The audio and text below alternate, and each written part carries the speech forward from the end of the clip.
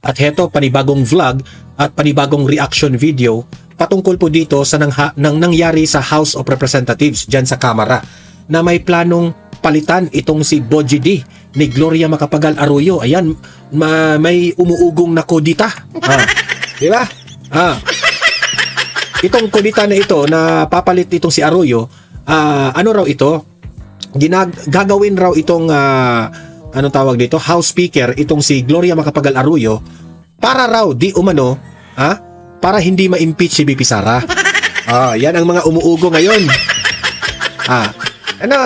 Nagpapanik na ang House of Representatives dito eh. Sila po ay parang takot na takot kasi po hindi na sila nakakasigurado kung loyal pa ba itong mga congressman dyan sa Kamara. Yan, pag-usapan natin yan. Ipapakita ko sa inyo yung balita na yan.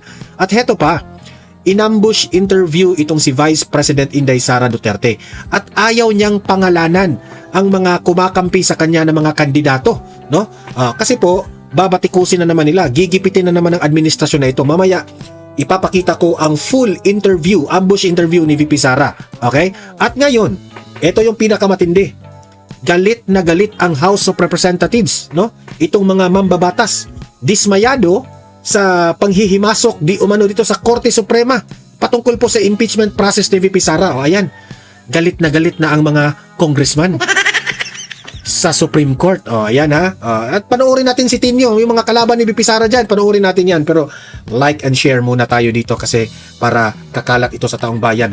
Marami po ang makaalam sa mga nangyayari ngayon, no? Sa mga kalaban ni VP Sara. At heto, sa mga bago pa lang dito sa aking channel, if this is your first time, subscribe na po kayo. Okay? Kasi libre lang yan, walang bayad yan, updated pa kayo. Okay? Unahin natin itong balita. Papalit na si Gloria Macapagal Arroyo? Totoo ba yan? Papalitan na si Boji D. Ayan, takot na takot si Martin Romualdez dito. Ito, pasok. May plano raw ngayon na ibalik si Congresswoman at dating Pangulong Gloria Macapagal Arroyo bilang House Speaker. Ang umano'y motibo ng kudeta, isalba sa impeachment si VP Sara. Narito ang exclusive agenda report ni Isaiah Mirafuentes ng Abante. Umuugong na naman ang usapin ng kudeta sa Kamara at paraan di umano ito para mailigtas si VP Sara sa impeachment. Ayon sa mapagkakatiwalaan. Yan ang kanilang yan ang kanilang pautot ngayon. Na gusto raw nilang may mga umuugong dyan eh. Hindi naman yan 100% na lahat ng mga congressman ay panig dito kay Boji D. At alam naman natin itong si Boji D, tauhan rin ito ni Martin Romualdez. Tauhan rin ito ng Administrasyong Marcos. Halik sa puwet pa rin yan ng Marcos administration. Ngayon, takot sila dito na maging House Speaker itong si Gloria Macapagal Arroyo. Kasi yung pangarap nila na maging ma-impeach itong si VP Sara ay hindi na matutuloy kung ma-House Speaker itong si Arroyo. Sa akin, gusto kong si Arroyo ang buti na lang itong si Gloria Macapagal Arroyo, no? Kasi sa panahon po ni itong si House Speaker Martin Romualdez at itong si Boji D, hindi mapagkatiwalaan. Ang daming korupsyon dito sa administrasyon na ito. Source ng Billionaire News Channel na buko ang pag-uusap ni na dating Pangulo at Pampanga 2nd District Representative Gloria Macapagal Arroyo at Vice President Sara Duterte. Matatanda ang taong 2018 nang magkaroon din ng tensyon sa Kamara. Bago kasi magsimula ang sona ni dating Pangulong Rodrigo Duterte ay nagbotohan ng mga mambabatas na patalsikin si Noy Speaker Pantaleon Alvarez. Si Arroyo ang pumalit at malakas ang ugong noon na si VP Sara na Noy Davao City Mayor ang nasa likod ng pagpapatalsik kay Alvarez. 2022 naman nang manalo ang Uniteam ay pumorma umano si GMA na muling maging Speaker. Pero si Martin Romualdez ang nakakuha ng basbas ng palasyo. Ayon sa aming source, itinutulak muli ni Duterte si Arroyo bilang speaker. Kaya lang, 160 votes ang kailangan para mapatalsik ang madali lang yan eh. Ang tanong ko dyan, saan kayo nakakuha ng impormasyon na nagkausap nga itong si VP Sara at si dating Presidente Gloria Macapagal Arroyo? Inakusahan nila na merong mga usap-usapan, merong mga plano. Sa tingin ko, hindi yan ugali ni VP Sara eh. Sa tingin ko lang, kung gusto man nilang maging House Speaker itong si Arroyo, na yan? Parang mga mambabatas na yan, mga congressman na yan ang nagsulong yan. Hindi si VP Sara, sa tingin ko. Salukuyang speaker na si Boji D at hindi para umabot sa 30 ang nagpahayag ng suporta sa sigurado yan, mananalo yan, basta lang ma-feel ng mga kongresista na suportahan ito ni VP Sara. Ibalak na kudita. Sa mensahe ni Caloocan City Representative Egay Irisa sa BNC, duda siya na magtatagumpay ang leadership shake. Imagine na to na, si Irisi na ang nagsabi. Hindi ito sinungaling, Lahat yung mga corruption dyan sa Kamara, binubuking niya ni Erice. So ngayon, nagsasabi niya, posibleng mangyaring House Speaker si Gloria Macapagal Arroyo. Yan, palakpakan. Alam ko, sa inyo, marami pa rin akong mga audience dito sa Donmar TV na kahit supporter ni VP Sara ay ayaw pa rin nila itong si Gloria Macapagal Arroyo kasi sinabi nga nila na yun nung time ni Arroyo, corrupt proud rin si Arroyo. Yan ang mga sabi ng mga ilang mga netizen. Ang sa akin lang, no? House Speaker lang naman yan. Alam naman natin na ang House Speaker dyan sa Kamara ay hawak pa rin yan sa liig. Ang administrasyong Marcos. So, kung ako, I have a full trust nitong si Arroyo, no? Kasi po, si Gloria Macapagal Arroyo lang po ang kumampi ni VP Sara noong panahon na nag-hearing dyan sa Kamara patungkol sa budget niya sa 2026 yata yun. 2026 yata yun. Si Arroyo 2025 ba yun? Si Arroyo lamang ang nagpakita ng suporta. Kaya ako, I will go for Arroyo. Sana naman, no? Okay lang si Arroyo, House Speaker. Kasi VP Sara and Arroyo, magkaibigan, nagrespetuhan. Dahil hawak umano ng kasalukuyang liderato ang biyaya. Sabi naman ni Cagayan de Oro Congressman Rufus Rodriguez na tila umabogado kay VP Sara noong huling impeachment hearing, wala raw siyang naririnig tungkol dito. Pero para kay House Deputy Minority Leader, tingnan lang natin kasi yung mga ugong-ugong dyan talagang mahirap yan eh. Baka magkatotoo. Antonio Tino, hindi na bago ang usapin ng kudita. Wala naman ngayon. Previously, mayroong ganyan, di ba? And openly, yung may isang party from the majority nagpapahiwatig ng gano'n. Pero I think that was settled noong release ng BBM yung budget para sa mga projects ng mga congressman. At kung may kudita man, Kapag pagpapalit na ng speaker, as a rule, sino man ang maging speaker, ibig sabihin yung may numero ng mayorya, generally ay yung may basbas ng presidente. Ngayon, kung papalitan ng speaker nang walang basbas ng presidente, pinapakita lang dito na yung gak na talaga ang nakaupo sa Malacanang. hinihingi ng BNC ang panig ng kampo ni Speaker D. Wala, duda ako dyan na itong mga congressman nandyan sa Kamara, hindi na yan makikinig sa administrasyon. Ang pakikinggan ng mga congressman, ang kanilang mga constituents. Ang kanilang mga constituents, if sa tingin nila, maka-Duterte yan, automatic yan. Kakampi yan patungkol sa planong si Arroyo ang papalit. Paano talaga yan? Hindi yan imposibleng mangyari. Pero wala pa itong sagot sa ngayon. Kung sakaling mapatatalsik ang kasalukuyang House Speaker, base sa konstitusyon, walang kakayahan ng bagong Speaker na pahintuin ang mga nakabimbing impeachment complaints.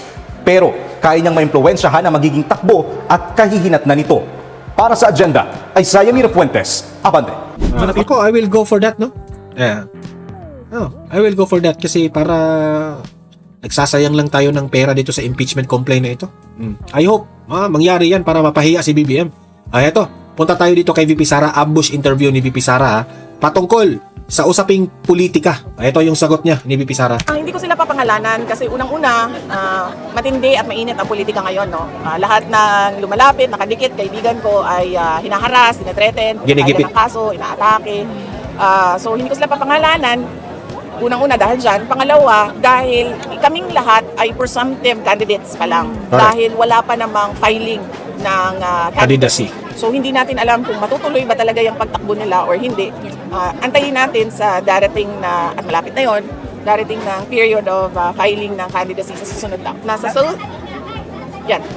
susunod na taon. Yan.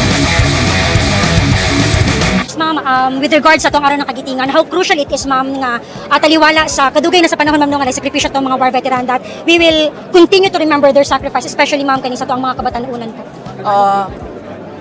Okay. Napakahalaga ng ating commemoration ng Araw ng Kagitingan ngayong araw na ito dahil kailangan natin maalala at kailangan malaman ng ating mga anak yung sakripisyo ng sundalo para tayo ay mamuhay ng mapayapa dito sa ating bansa. Pero sabi ko nga kanina doon sa aking speech, sadly, the state of the nation has failed the Filipino soldier. Kung nakikita nyo, there is an absence of an independent foreign policy framework para sa ating bayan. Hindi mo na alam kung kaninong interest ba talaga ang pinoprotektahan ng ating mga kasundaluhan. Pangalawa, yung dahan-dahan na pagbalik ng insurhensiya. No? Nakikita natin na merong mga iba't ibang skirmishes sa mga lugar at nakikita natin doon ang recruitment ng ating kabataan dito sa grupong NPA. At pangatlo ay yung fault Actually, no, yan ang isa sa mga pinakadahilan bakit ang daming gustong maibalik ang mga Duterte sa administrasyon. Dahil sa mga NPA. Wala eh. Yung panahon po ni former President Duterte, nawala na kasi yan eh. Yung problema na yan. Ngayong pagbalik nung si Bongbong Marcos na ang naging presidente, wala eh. Bumabalik itong mga sakit sa ulo ng mga tao itong mga NPA na to. Mag-real talk tayo dyan. Buti na banggit yan ni BP Sara, sa totoo lang. ring ng Bangsamoro peace process. Nakikita din natin dito na na-agitate na yung grupo ng MILF dahil hindi na nasusunod kung ano man yung mga napag-usapan at nakikita nila mabagal yung pagbabago doon sa kanilang lugar. Thank you, ma'am. We have Sir Argel from GMA. Sir Argel. Ma'am, good morning po. Ma'am, napapatuloy po na crisis ngayon, lalo na sa enerhiya at sa langis, ma'am. Ano po yung dapat na hakbang na gagawin pa ng pamahalaan kung maisan yung nararamdaman ng kahirapan ng ating mga kababayan? Sa crisis ng langis, ma'am, ano ba dapat ang gawin ng ating pamahalaan upang maisan yung nararamdaman ng kahirapan ng ating mga kababayan? Paniwala ko kung ang tanong is ano pa dapat ang ginagawa ng pamahalaan, ay dapat tanungin natin ang ating Pangulo. No? Ano bang ginagawa niya para tulungan ang mga kababayan natin na tinatamaan o nahihirapan dahil dito sa epekto ng krisis sa Middle East. Thank you. Last question. VP, sa latest WR numero survey, you are leading for the presidential this 2028. Any comment? Alam niyo, sa totoo lang, sinabi ko na dati, no, ako mismo hindi ako nagpapasurvey dahil unang-una mahal Actually, si BP Sara, walang arty-arty, mainit yan, no? Pero nagpapa-interview. yung pagpapasurvey. At pangalawa, itong mga survey na ito, hindi natin alam kung totoo ba talaga yung kanyang data, kung ano yung nakikita dyan sa iba't ibang komunidad natin sa buong bansa. Pero, sabi ko nga, lagi, nagpapasalamat ako at kami sa tanggapan ng pangalawang Pangulo sa patuloy na suporta at pagtitiwala ng ating mga kababayan sa aming kakayahan para magbigay ng makatotohanan na serbisyo. Alright, thank you. Libreng sakay daw po, ma'am, magpapatuloy pa po ba daw amidst the oil crisis na ito ang nasinati karon, ma'am? Ang tanggapan ng pangalawang Pangulo ay merong proyekto na libreng sakay, no, para sa lahat. At ito ay isang proyekto na sinimulan namin noong 2022 dahil nakita namin na kailangan talaga ng tulong ng ating mga kababayan in terms of savings sa daily expenses nila. At ito ay tutuloy, lalo na ngayong merong krisis at merong sobra at bigla ang pagtaas ng presyo ng mga produkto.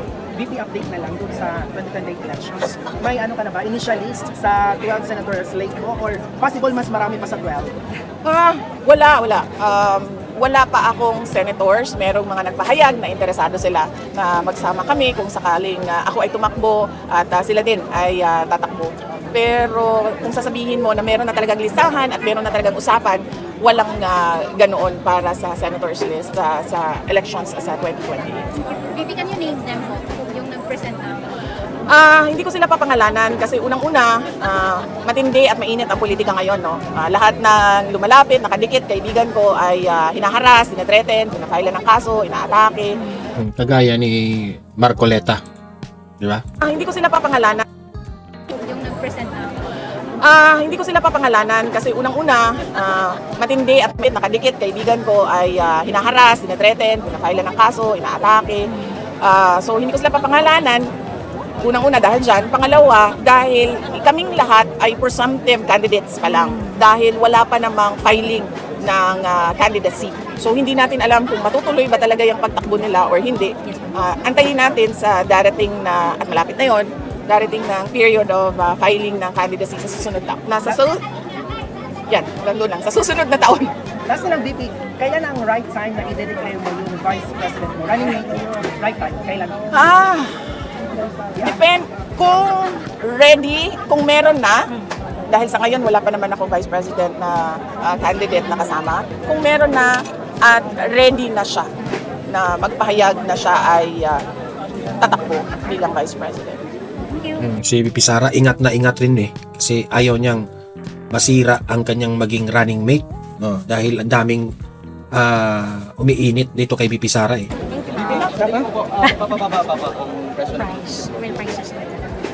Mapapababa siya kung magagawa nila ng paraan yung problema sa supply doon sa Middle East. Or mapapababa siya kung merong ibang supply na hindi dumadaan sa Middle East na papasok sa ating bayan. So hanggang merong bangayan sa Middle East, patuloy ang pagtaas ng presyo ng crude oil. VP, may kumakalat ngayon with regards sa health ni PBBM na medyo malugha. Good luck sa kanya. Thank you. Thank you. PBBM, good luck raw sa'yo. Good luck sa health mo. Ang gaba, dili magsaba.